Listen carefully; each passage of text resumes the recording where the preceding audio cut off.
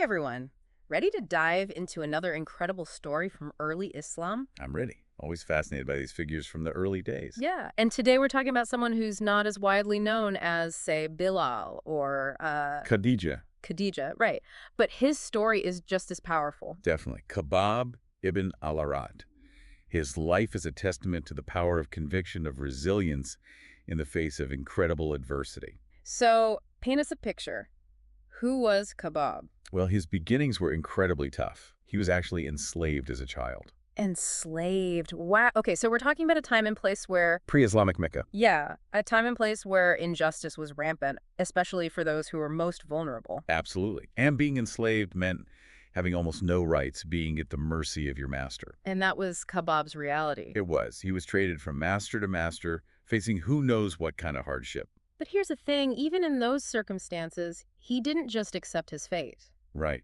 He learned the craft of swordsmithing, became known for his skill. Really? So, amidst all that, he finds a way to hone a valuable skill. He did. I And I think that speaks volumes about his character, his resilience, his refusal to be defined by his circumstances. mean, imagine that. You're enslaved, facing all kinds of hardship, and yet you find the will to not just survive, but to excel in a craft. It's remarkable. Makes you wonder what drove him, what inner strength he possessed even then. It makes me think about his conversion to Islam.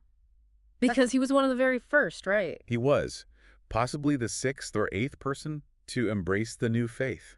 Think about that. Wow. Talk about being a pioneer. And this wasn't just passively accepting a new belief. This was Mecca in those early days. Mm, Openly embracing Islam was like, that dangerous move. absolutely, it was a direct challenge to the existing power structures, the societal norms. And for someone like Khabbab, an enslaved person with no real protection, it was incredibly risky. It was. But he didn't shy away from it. He openly declared his faith, knowing the potential consequences. Okay, so let's talk about those consequences. Because we know the reaction to early Muslims in Mecca was often brutal. It was. And Khabbab's case was no exception. He faced horrific persecution. From all. Well, his own master, a woman named Anmar, was among those who inflicted terrible suffering on him. Seriously, his own master. It's a stark reminder of the cruelty that was prevalent in that society and the kind of opposition early Muslims faced, even from those closest to them. So what kind of suffering are we talking about here? What did Khabbab actually endure? Well, we know he was beaten, starved. There are accounts of him being burned with hot coals. Burned. Oh man. I mean, how do you even begin to process that levels of pain and suffering? It's almost unimaginable. Mm. And yet, Khabbab's faith didn't waver. He clung to his belief in Islam, even when it seemed like the whole world was against him. It's hard to fathom that kind of strength, that resilience, to endure such brutality and still hold on to your convictions. It really is. His story forces us to ask ourselves, what does it truly mean to stand up for what you believe in? Where do we find that kind of inner strength? It's a powerful question, and Khabbab's story gives us a glimpse into the depths of human resilience, the power of faith to sustain us, even in the darkest of times. But thankfully, his story doesn't end there, right? No, it doesn't. Enter Abu Bakr, Abu Bakr, the one who later becomes the first caliph. the very same, known for his compassion and his unwavering support of the Prophet Muhammad. Okay, so Abu Bakr steps in He and buys Khabbab's freedom. wow, what a moment. Imagine what that must have felt like for Khabbab to finally be free from the tyranny of that master. It's a testament to Abu Bakr's character, his willingness to use his own wealth to alleviate the suffering of others, especially those who are persecuted for their faith. And it's interesting because we know this wasn't an isolated incident for Abu Bakr. Didn't he also free Bilal? He did. Bilal ibn Rabah, another early convert who faced horrific persecution. Abu Bakr had a pattern of purchasing the freedom of enslaved Muslims who were suffering for their beliefs. It shows a real commitment to justice, to supporting the most vulnerable in society. But even after being freed, Khabbab's challenges didn't completely end, did they? Sadly, no. Even though he was no longer enslaved, the harassment didn't completely stop. He was still targeted for his faith. It's tough to imagine, right? You're finally free, but the persecution continues. Yeah, you'd think gaining his freedom would have provided some relief, but it seems like just being Muslim was enough to make him a target. And it makes me think about something. We often focus on the physical strength of these early Muslims, their ability to withstand torture. But what about their emotional and spiritual strength? That's a great point. We can easily overlook that aspect, right? It's hard to imagine what it must have been like to live with that constant threat, that fear. Exactly. And there's a story that really highlights this emotional side of Khabbab's experience. A story that reveals his vulnerability, even his doubts. Oh, what's the story? So one day, the persecution was just relentless. And Khabbab, he went to the Prophet Muhammad, peace be upon him, seeking solace, support. So he goes to the prophet for comfort. He does. He asked the Prophet to pray for them, to ask God for relief from their suffering. That's such a human moment, isn't it? We often think of these early figures as almost superhuman in their faith. But this shows that they were human too. They had moments of doubt, of despair. Exactly. Even Khabbab, who had endured so much, reached a point where he needed that extra support, that reassurance. So how did the prophet respond? His response is so powerful, so insightful. He doesn't just offer empty platitudes or tell Khabbab to simply be patient. Instead, he starts sharing stories. Stories. About what? Stories of prophets and believers who came before them. People who faced even greater hardships for their faith. Wow, so he's putting things in perspective. Showing Khabbab that suffering for your beliefs isn't something new, it's part of a larger story. Exactly. And the stories he shares are intense. He speaks of believers who were tortured, combed with iron combs until their flesh was ripped from their bones, even sawed in half. Oh, wow. Those are some vivid, almost unimaginable accounts of suffering. Right. It's hard to even comprehend that level of pain. But in a way, it must have been comforting for Khabbab to hear this. It's like saying, look, you're not alone. Others have walked this path before you. They found strength in their faith. It's a powerful message, right? And it speaks to the human need for connection, for shared experiences, even in suffering. Totally. We find comfort in knowing that others have endured similar trials, but ultimately the prophet's message is one of perseverance. Yes. He wasn't offering a quick fix or a guarantee of immediate relief. He was teaching a deeper lesson A lesson about.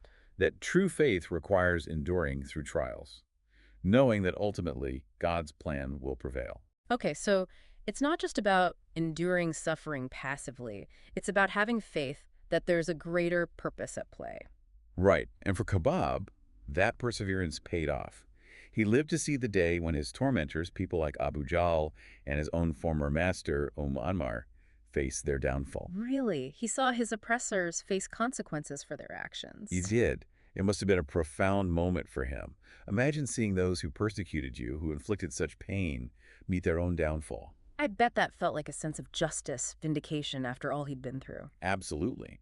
But there's more. Khabbab didn't just witness the downfall of his enemies.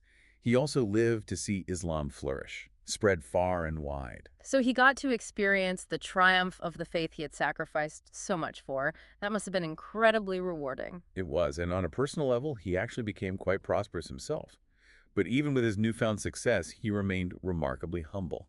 Humble, how so? There's a story about how he expressed concern that he had perhaps received all his rewards in this life and might not have any left for the afterlife. Wow. He worried that his worldly success might have outweighed his spiritual rewards. It's a remarkable testament to his character. Even when things were going well, he still maintained a sense of humility, a focus on the bigger picture. Yeah. It's easy to get caught up in the material world, but Khabbab never lost sight of what truly matters. And after he passed away, there was this really moving tribute to him. Do you know about this? Oh yes, this is a beautiful moment. Umar, who by this time was the caliph, the leader of the Muslim community, he visited Khabbab's grave. He went to Khabbab's grave. He did. And he reflected on his life, praised Khabbab's unwavering faith, his wholehearted embrace of Islam, his incredible sacrifices for God. It's almost poetic, isn't it? Umar, who, as we know, was once a staunch opponent of Islam, now paying homage to a man who was tortured for his beliefs. It really speaks to the power of transformation and the impact Khabbab had on the community, even years after his death. His legacy of faith and resilience, it continues to inspire people today. And it makes you think, what is it about these stories from early Islam that continues to resonate with us even centuries later? I think it's the human element, right? These were real people who faced real challenges, and their stories remind us that faith isn't just some abstract concept. It's something that can empower us, that can give us the strength to overcome even the most difficult obstacles. Absolutely. And, as we've been talking about Khabbab's life, I keep coming back to this idea of resilience, because it wasn't just about enduring suffering. It was about using that experience to grow, to become even stronger in his faith. You're right, he could have easily become bitter, resentful. But he didn't. He chose to focus on the positive, on the power of his belief in God. And it's such an important lesson for us today because we all face challenges, we all go through difficult times. But Khabbab's story shows us that we have a choice. We can let those experiences break us, or we can use them to become more resilient, more compassionate, more connected to our faith. It's about finding that inner strength, that ability to rise above our circumstances, to not let the challenges define us. Exactly. And I think that's what makes Khabbab's story so timeless, so relevant to our lives today. He faced unimaginable hardship, but he never gave up hope. He never lost sight of his values. And in the end, he saw his faith triumph. He saw justice prevail. What a powerful legacy to leave behind. It really is. So as we wrap up our deep dive into the life of Khabbab ibn Alat, what's the one takeaway you hope our listeners will remember? I think it's this. No matter what challenges we face in life, we can find strength and resilience in our faith. Khabbab's story is a testament to that. It's a reminder that even in the darkest of times, hope can endure and ultimately good can prevail. And that's a message we can all hold on to. Beautifully said. Khabbab's life is a beacon of hope, a testament to the power of faith and resilience. May his story continue to inspire us all. And there you have it, folks. Another deep dive into the fascinating lives of early Muslims. Until next time, keep exploring, keep learning, and keep the conversation going.